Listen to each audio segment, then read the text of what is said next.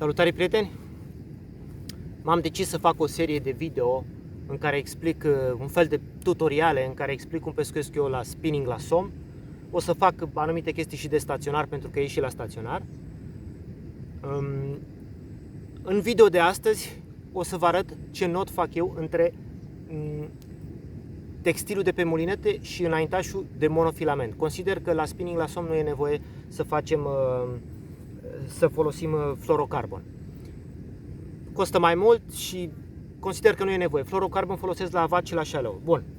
Nodul ce-l fac, am început să pescuiesc cu Albright. După un an, doi m-am schimbat. Îmi amintesc că am căutat o alternativă la Albright și am găsit nodul Tony Pena sau Tony Pena. Se scrie cu o căciuliță acolo, nu sunt sigur cum se pronunță.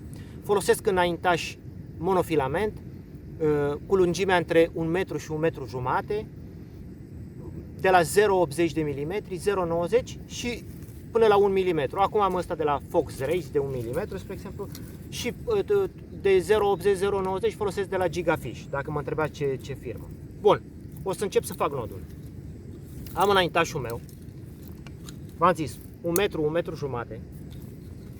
O să încerc să mi-l fixez puțin aici. Pe înaintașul meu fac un simplu ochet. Deci, vedeți, am făcut un ochet. Luăm firul de pe mulinetă, îl introducem prin ochetul ăsta și lăsăm 20-25 de centimetri. La început, când faceți nodul, mai bine lăsați 25 de centimetri până vă învățați cu el. Acum, strângem nodul ăsta al monofilamentului. Eu îl strâng bine de tot de acum, de la început. Mă ajut de patent. Umezesc cu salivă, ați văzut. Întotdeauna umezesc nodurile cu salivă, pentru siguranță. Așa. Și acum voi ține cu degetele de aici și de mono și de textil, în felul ăsta. Și cu textilul mă duc pe monofilament 10 spire. O dată, de 2 ori, de 3 ori, 4, 5, 6, 7, 8, 9, 10. Ok. Acum țin cu mâna stângă de aici spirele astea și aici îi dau drumul. Ați văzut, s-a făcut o buclă. Și acum mă duc tot cu 10 spire în spate peste spirele dinainte. Încerc să mă duc corect așa în spate. 1, 2, să le împletesc. 3, 4, 5, 6, 7, 8, 9 și 10. Acum, cu textilul nostru introducem pe aici prin ochetul ăsta și nodul nostru. Acum, umezesc cu salivă.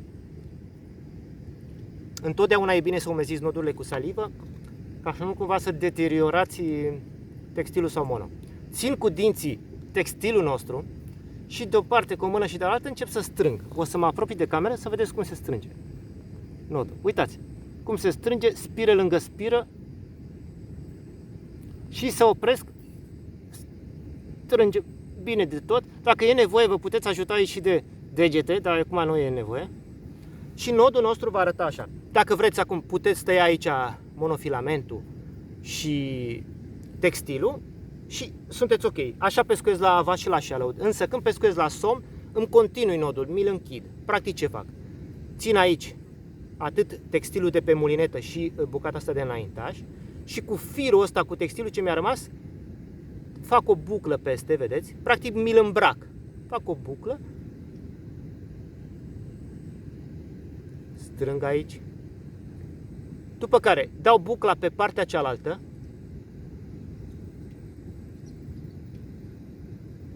mai îmbrac o dată,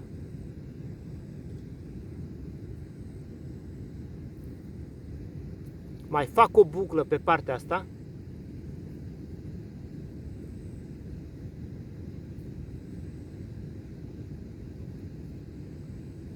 și încă una pe partea asta. Deci una. 4 bucle fac. Deci practic cu textilul ăsta mi-am îmbrăcat acolo. E niciun nod practic. Deci nu am făcut noduri aici. Tai destul de aproape bucata de monofilament, așa, și va arăta așa. Și acum la fel, cu bucata asta de textil, îmi îmbrac textilul de pe mulinetă. Fac un simplu ochet, trag prin el, dau pe partea alaltă tot așa un ochet, trag prin el, încă un ochet, așa, și acum ultimul, dau de 3 ori, o dată,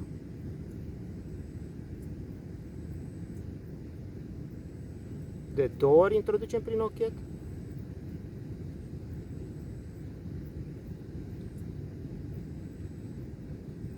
și a 3-a oară,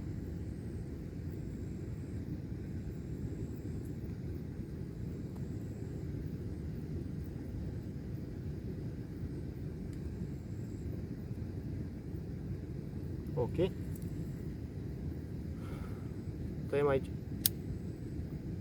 cu bricheta și nodul nostru va arăta așa. Chestia asta finală, închiderea asta nu e nevoie, eu o fac așa pentru siguranță. Am încredere în nodul ăsta la somn, nu am avut nicio ruptură în ultimii 8 ani de când îl folosesc.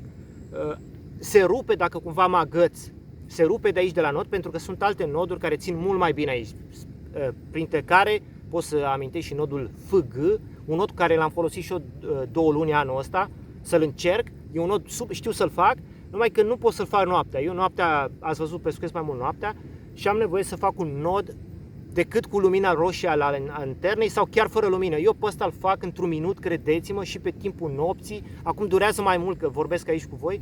Într-un minut l-am făcut. Dacă cumva arunc wobbler un copac, îl pierd, se rupe de aici de la înaintaș. Un nod în care am încredere. Nodul Tony Pena sau Tony Pena. O să urmeze și alte filmulețe din când în când între partidele mele de pescuit. O să mai pun câte un filmuleț despre spinning la somn și câte ceva de staționar. Eu vă mulțumesc frumos pentru vizionare, o să vă rog să dați o abonare, să apăsați pe clopoțel, ne auzim în comentarii și hai cu mine la pescuit!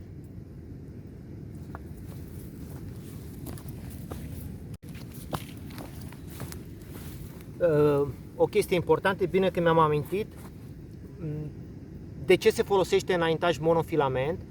Se folosește înaintaj, sunt unii care folosesc înaintaj monofilament la spinning la somn și sunt unii care folosesc înaintaj textil. Eu folosesc înaintaj monofilament din 2 motive. În primul rând, ăsta se vede mai puțin în apă și oricum cred că sunt unii pescari care zic că somnul nu vede. Eu zic că vede, că de-aia natura, Dumnezeu i-a dat ochi. Ceva vede. Bine, pe apă tulbure nici nu contează ce folosești, dar deci unul e că se vede mai puțin în apă decât textilul, dar nu ăsta e motivul principal, e altul.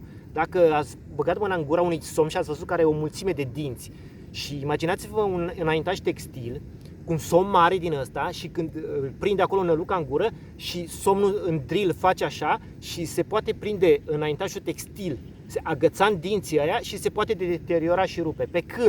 Pe când un monofilament niciodată nu se poate agăța acolo, eventual se zgârie. Cu toate că ăsta ține mult mai puțin, un înaintaj textil de 0,80 ține mult, dublu la kilograme față de ăsta. Asta e scopul înaintajului monofilament. De asta, plus că atunci când am pescuit cu monofilament, credeți-mă, am avut și surpriza pescuind la somn să mai prind și eu avat și șalei. Destul de rar, nu ăsta e scopul principal, dar bun, vreau să amintesc și chestia asta.